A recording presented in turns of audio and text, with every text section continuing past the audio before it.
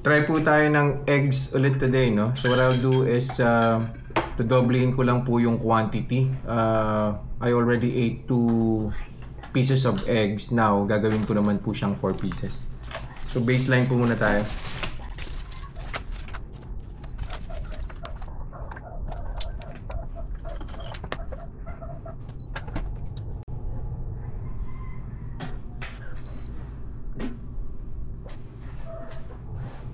$85 po, no?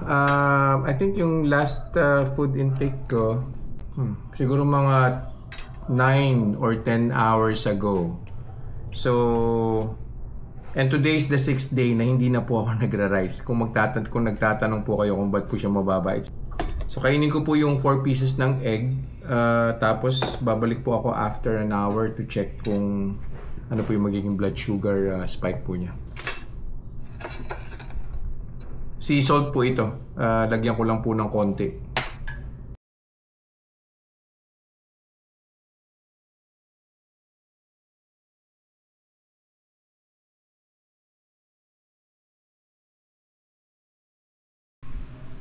First hour na po. So measure na po tayo ng blood sugar.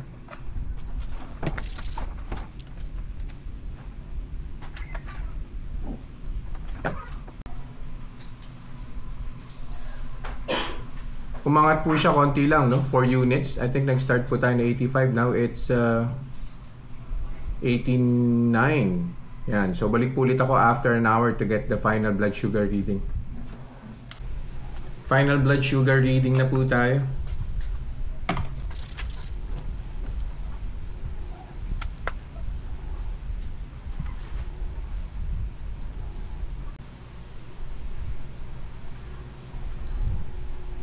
Yan.